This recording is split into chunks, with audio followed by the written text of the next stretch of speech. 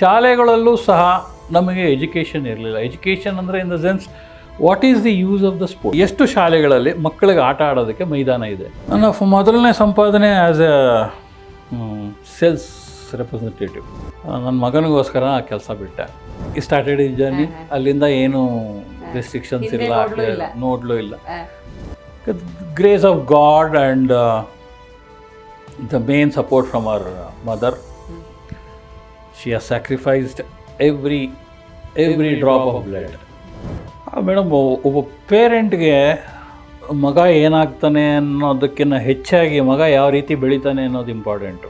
ಅವನು ಹೆಲ್ದಿ ಆಗಿರಬೇಕು, ಅವನೊಬ್ಬ ಎಜುಕೇಟೆಡ್ ಆಗಿರಬೇಕು, ಇವೆರಡೇ ಇರಬೇಕಾಗಿದ್ದು. And there was one question by a parent called, sir ಇವನು ಯಾವಾಗ IPL ಆಡ್ಬೋದು ಸರ್? ಶ್ರೀಗಂಧ ಮರ ನೀವು ಎಲ್ಲಾದರೂ ಮುಚ್ಚಿಡಿ, ವಾಸನೆ ಬಂದೇ ಬರುತ್ತೆ. ಒಳ್ಳೆ ಕ್ರಿಕೆಟ್ ಇದ್ದರೂ ಕ್ರಿಕೆಟ್ ಆಡೋಕ್ಕಾಗಲ್ಲ. There may be some luck problem also. Education is the first priority, then sports.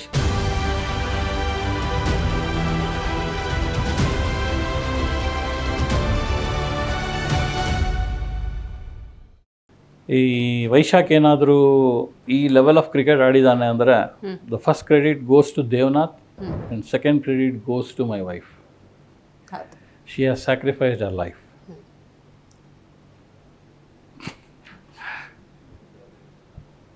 Anyway, that is a big story. ಸರಿ, ಮನೆ ಬೇಕು ಅಂದ್ರೂ ಸರಿ ಪಾಪ ಅವರು ತಮ್ಮ ಕೈನಲ್ಲಿ ದುಡ್ಡು ಕೊಟ್ಬಿಟ್ಟು ಇದನ್ನು ರಿಜಿಸ್ಟರ್ ಮಾಡ್ಕೊಳ್ಳಿ ಅಂತ ಹೇಳ್ಬಿಟ್ರು. ಏನು ಮಾಡೋದು ಅಂದ್ಬಿಟ್ಟು ಕೊನೆಗೆ ಐ ರಿಸೈನ್ ಮೈ ಜಾಬ್. ಅವ್ರು ಬಿಡಲ್ಲ ಅಂತ ಕೊನೆಗೆ I got my some money and then we took some loans and ಒಂದು ಸಣ್ಣ ಮನೆ ಮಾಡಿದ್ವಿ. ಇವಾಗ ಏನು ಮನೆ ಇದ್ದೀವಿ ಅದೇ ಮನೆಯಲ್ಲೇ ಇವಾಗಲೂ ಇದ್ದೀವಿ. ಓಕೆ. ಸೊ ಅಲ್ಲಿಂದ ಸ್ಟಾರ್ಟ್ ಆಗಿದ್ದು ಅವ್ನು cricket journey. So he spent more of his time in best club cricket academy. ತುಂಬ ಒಳ್ಳೆ cooperation by coach Devnath. So ತುಂಬ ಚೆನ್ನಾಗಿತ್ತು.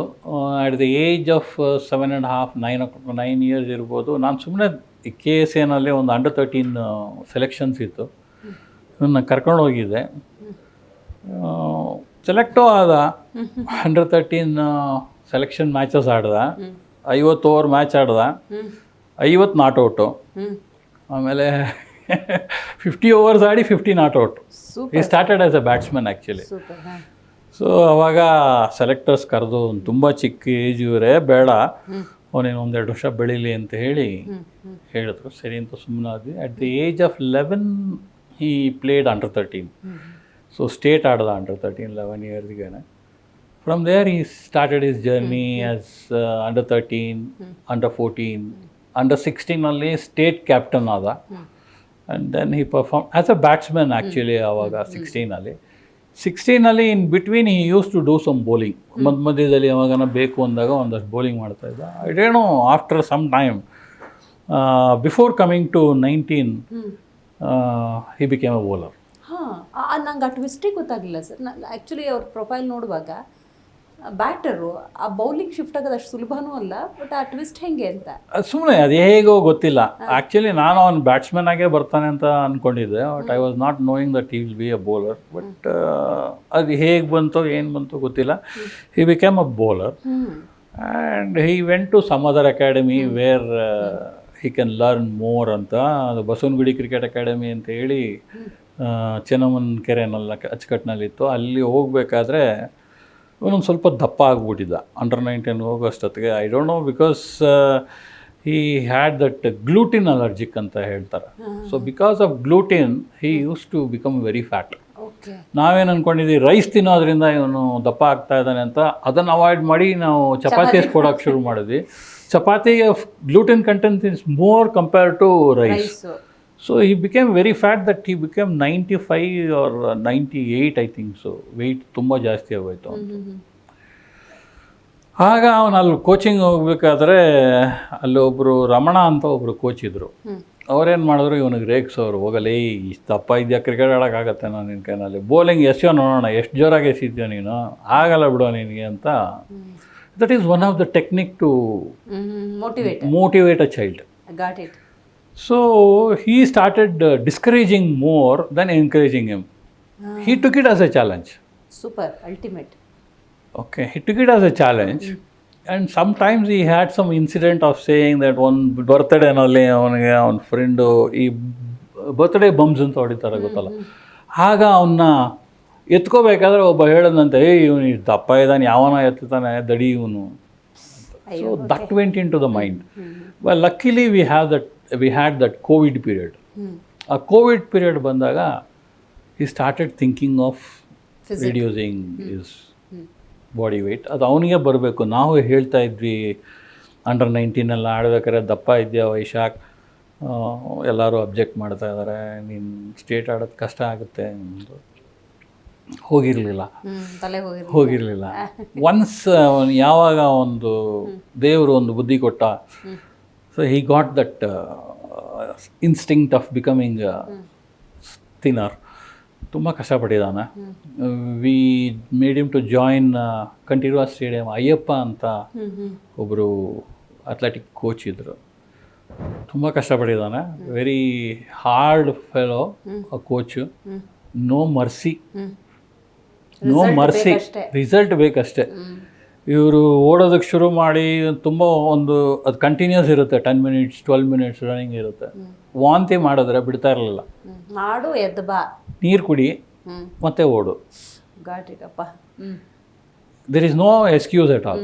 So thanks to mister Ayyappa, we have to remember him very long time, because ಅವರು ಮಾಡಿದ್ದ ಒಂದು attempt made him as a cricketer.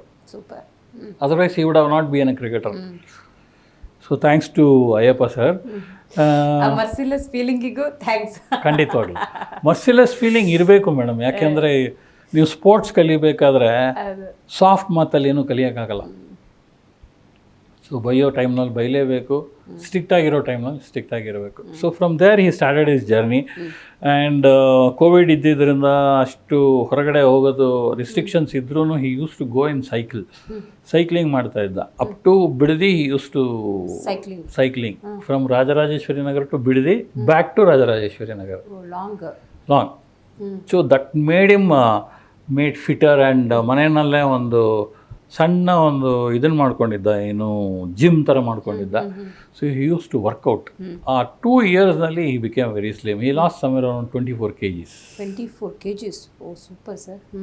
This is his slimming journey. ಅದಾದಮೇಲೆ he hasn't turn back. ಇದು under 23 ಆಡ್ದ.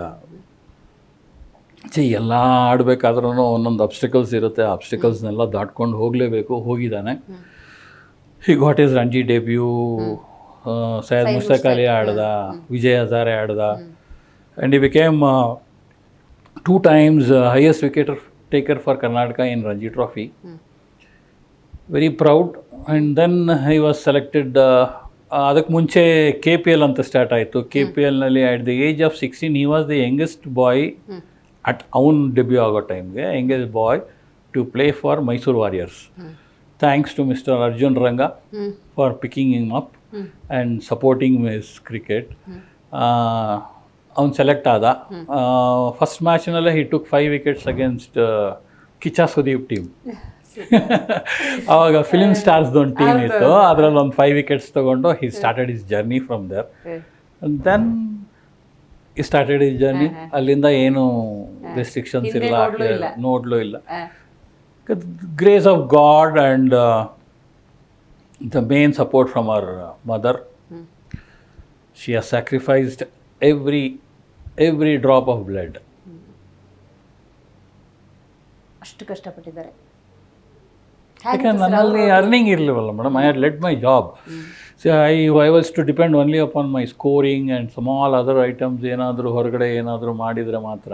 So she took care of that financial aspect. Long journey ಇದು. Long journey. ಏನಾಗ್ತಿತ್ತು ಮನೆಯಲ್ಲಿ situations? ಕೆಲವೊಂದು ಮಾತು ಬರುತ್ತೆ. ಅವಳು ನಾನು ಕೆಲಸ ಬಿಡ್ಬೇಕಾದ್ರೆ ನಾವು ಮಾತುಕತೆ ಆಗಿತ್ತು, ನಾನು ಏನು ಮಾಡೋದು, ಕೆಲಸ ಬಿಟ್ಟರೆ ಹೆಂಗೆ ಅಂತ. She said don't worry, I will take care of the family. Okay, big decision. ನೀವು ಹುಡುಗನ ಬಗ್ಗೆ ಕಾನ್ಸಂಟ್ರೇಟ್ ಮಾಡಿ, ಅವ್ನು ಎಲ್ಲಿ ಹೋಗ್ಬೇಕು ಕರ್ಕೊಂಡೋಗಿ, ಏನು ಮಾಡ್ಬೇಕು ಮಾಡಿ, don't worry about the finance aspect ಅಂತ. ಓಕೆ, ಇಟ್ರೆ ಇರುತ್ತೆ ಮನೆಯಲ್ಲಿ ಜಗಳ. ಒಂದೊಂದ್ಸಲ ಆಗುತ್ತೆ, ಒಂದೊಂದ್ಸಲ ಕೋಪಿಸ್ಕೋತೀವಿ, ಒಂದ್ಸಲ ಸ್ಮಾಲ್ ಟೈಮ್ ಅಷ್ಟೇ, 1 2 minutes 3 minutes. ಆಮೇಲೆ I use to realise my self, okay, I am depending upon her, she has every right to talk about us. It happens. ಇವಾಗ ಅವ್ರ ಫೀಲಿಂಗ್ ಹೆಂಗಿದೆ? Now she is proud and she is very very proud, a proud parent. And even now the interaction is with mother and child only. ಮಗ ಅಮ್ಮ ಇಬ್ಬರೇನೆ ಮಾತುಕತೆ ಜಾಸ್ತಿ. ನನ್ನನ್ನು ಕಂಡ್ರೆ ಸ್ವಲ್ಪ ಭಯ ಜಾಸ್ತಿ, ಯಾಕಂದರೆ ನಾನು ತುಂಬ ಸ್ಟ್ರಿಕ್ಟ್ ಆಗಿದ್ದೆ. Even though I was behind him, I use to observe everything. ತಪ್ಪೇ, ಸರಿ ಎಂಕರೇಜ್ ಮಾಡೋ ಟೈಮಲ್ಲಿ ಎಂಕರೇಜ್ ಮಾಡ್ತಾ ಇದ್ದೆ, ಬೈಯೋ ಟೈಮ್ನಲ್ಲಿ ಬೈತಾ ಇದ್ದೆ. ಸೊ ಆ ಭಯ ಇನ್ನೂ ಇದೆ. ಈಗಲೂ ನನ್ನ ಹತ್ರ ಮಾತು ಅಷ್ಟಿಲ್ಲ, ಹೆಚ್ಚಿಗೆ ಮಾತಾಡೋದೆಲ್ಲ ಅವ್ರ ಅಮ್ಮ ಅಂದಾಗ ಸರ್, ಅಮ್ಮನ ಕೈ ಅಡುಗೆ ಬಹಳ ಪ್ರಿಯ ಎಂಥ ಮಕ್ಕಳಿಗಾದ್ರೂ. ಬಟ್ ನೀವು ಫುಡ್ ವಿಷಯದಲ್ಲೂ ಸ್ಟ್ರಿಕ್ಟು, ಕ್ರಿಕೆಟ್ ವಿಷಯದಲ್ಲೂ ಸ್ಟ್ರಿಕ್ಟು. ಈಗ ನಿಮ್ಮ ಕೋಚ್ ಬಗ್ಗೆನೂ ಹೇಳ್ತಾ ಇದ್ರಿ, ವಾಮಿಟ್ ಮಾಡಿದ್ರು ಆಡು, ರನ್ ಮಾಡು. ಈ ಸಿಚುವೇಶನ್ಸು, ಈ ಫುಡ್ಡಿ ನೇಚರಿಂದ ತನ್ನ ಸ್ಟ್ರಿಕ್ಟ್ನೆಸ್ನ ಫಾಲೋ ಮಾಡೋಕ್ಕೆ ಏನು ಮಾಡ್ತಾಯಿದ್ರು ವೈಶಾಖ್? ಅವನಿಗೆ ಅವ್ರ ಅಮ್ಮ ಮಾಡಿರೋ ಚಿತ್ರಾನ್ನ ಅಂದರೆ ತುಂಬ ಇಷ್ಟ. So he was fond of ಅವ್ರ ಅಮ್ಮ ಚಿತ್ರಾನ್ನ ಮಾಡಿಬಿಟ್ರೆ ಅವ್ನಿಗೆ ಬೇರೆ ಏನು ಬೇಡ, 3 ಹೊತ್ತು ಚಿತ್ರಾನ್ನ, ನೋ ಪ್ರಾಬ್ಲಮ್, ಹಂಗೆ. ಸೊ ಇವನು ದಪ್ಪ ಆದಮೇಲೆ ಐ ಥಿಂಕ್ ತುಂಬ ಬೇಜಾರು ಪಟ್ಕೊಂಡಿದ್ದು ಅವ್ರ ಅಮ್ಮ. See everything was measured and given to him. ಹೌದು. Rice of 180 grams, vegetable of 150 grams, ಎಲ್ಲಾನು ಮೆಷರ್ಡ್. ಐ ಥಿಂಕ್ ಪಾಪ ತುಂಬ ಕಷ್ಟ, ಅಂದರೆ ನೋವು ಅನ್ಭವಿಸಿರೋಳು, ಅಯ್ಯೋ ನನ್ನ ಮಗ ಹಿಂಗಾಗೋದ್ನೆ ಅಂತ ಅವ್ರ ಅಮ್ಮ. But still he cooperated and she did everything. She use to prepare. ಅವ್ನಿಗೆ ಏನು ಮಾಡ್ಕೊಡ್ಬೇಕೋ ಆ ಟೈಮಿಗೆ ಕರೆಕ್ಟಾಗಿ ಅದನ್ನು ಮಾಡಿಕೊಡ್ತಾ ಇದ್ಲು. ಈ ಟೈಮಿಗೆ ಪನ್ನೀರ್ ಬೇಕು, ಪನ್ನೀರು. ಈ ಟೈಮಿಗೆ ವೆಜಿಟೇಬಲ್ಸ್ ಬೇಕು, ವೆಜಿಟೇಬಲ್ಸು. ಈ ಟೈಮ್ಗೆ ರೆಡ್ ರೈಸ್ ಬೇಕು, ರೆಡ್ ರೈಸು. ಇಲ್ಲ ಮಿಲೆಟ್ಸ್ ಬೇಕು, millets. So she did everything. ನಾವು ವೆಜಿಟೇರಿಯನ್ಸ್, ವಿ ಡಿಂಟ್ ಹ್ಯಾವ್. ತುಂಬ ಕಷ್ಟ ಮಾಡೋದು. ಅದಕ್ಕೋಸ್ಕರ ಡೆಡಿಕೇಶನ್ ಬೇಕು. She had a time table. ಇವರು ಡೈಟಿಷಿಯನ್ ಒಂದು ಟೈಮ್ ಟೇಬಲ್ ಕೊಟ್ಟಿದ್ರು, ಈ ಟೈಮ್ಗೆ ಇದನ್ನು ಕೊಡಬೇಕು, ಈ ಟೈಮ್ನ ಇದಕ್ಕೆ ಕೊಡಬೇಕು ಅಂತ. ಆ ಟೈಮ್ ಟೇಬಲ್ ಪ್ರಕಾರ ಅವಳು ರೆಡಿ ಮಾಡಿ ಕೊಡೋರು. And working woman. She is working woman also. She use to pack everything and give it to him. ಅವನು ನೆಟ್ಸ್ಗೆ ಹೋಗಬೇಕು, ಅವನು ಪ್ರಾಕ್ಟೀಸ್ಗೆ ಹೋಗಬೇಕು. So everything was done, prepared and sent in a bag. And ನಾನು ಅದನ್ನು ತೊಗೊಂಡೋಗ್ತಾ ಇದ್ದೆ, ಅವನಿಗೆ ಕೊಡ್ತಾ ಇದ್ದೆ ಟೈಮ್ಗೆ. ಆ್ಯಂಡ್ ನೀವು ಹೇಳಿದ್ದು ಸರ್ ವೆಜಿಟೇರಿಯನ್ ನಾವು ಅಂತ. ಹೌದು. Being a vegetarian, being a sportsman, ಹೆಂಗೆ ಸರ್ ಅದು? ಈ ವೆಜಿಟೇರಿಯನ್ನಲ್ಲಿ ಪ್ರೋಟೀನ್ಸ್ ಇಲ್ಲ ಅಂತ ಯಾರು ಹೇಳಿದ್ರು? Very nice. See very good proteins are there. Spinach, ನೀವು ಗ್ರೀನ್ಸ್ನ ತುಂಬ ಯೂಸ್ ಮಾಡಿ. ಮತ್ತು ವೆಜಿಟೇಬಲ್ಸ್ನಲ್ಲಿ ತುಂಬ ಎನರ್ಜೆಟಿಕ್ ಇದೆ, ಎನರ್ಜಿ ಇದೆ. ಕಾಳುಗಳಲ್ಲಿ ತುಂಬ ಪ್ರೋಟೀನ್ಸ್ ಇದೆ. It depends upon your like. I mean, what is that? Even now, Vaishak is more of a vegetarian, and he has only egg white, that's all. That is because of his coach told that you need that white egg for your bones. Okay. ಅದಕ್ಕೋಸ್ಕರ ತಗೊಳ್ತಾನೆ ಹೊರತು, ಅದು ಬಿಟ್ಟರೆ proteins and only vegetables, greens ಮತ್ತು sprouts. Even now it is the same diet for him now. Super sir. ನೀವು ಇಷ್ಟು ತನಕ ಮಾತಾಡಬೇಕಾದ್ರೆ ಆ ಪ್ರೋಸೆಸ್ಸು, ಸ್ಟೆಪ್ಸ್ನ ಫಾಲೋ ಮಾಡಿದ್ದನ್ನು ಎಕ್ಸ್ಪ್ಲೇನ್ ಮಾಡಿದ್ರಿ. ಇದು ಎಷ್ಟು ಇಂಪಾರ್ಟೆಂಟು ಅಂತ, ಆ ಹಂತದ ಬೆಳವಣಿಗೆಯನ್ನು ವೈಶಾಖ್ ಜೀವನದಲ್ಲಿ ನೀವು ಕಂಡುಕೊಂಡಿದ್ದೀರಿ. ನೀವು ಹಂಗೆ ಟೈಮ್ ಟೇಬಲ್ ಹಾಕಿದ್ರಿ ಅಂತ, ಇದ್ರ ಬಗ್ಗೆ ಹೇಳಿ.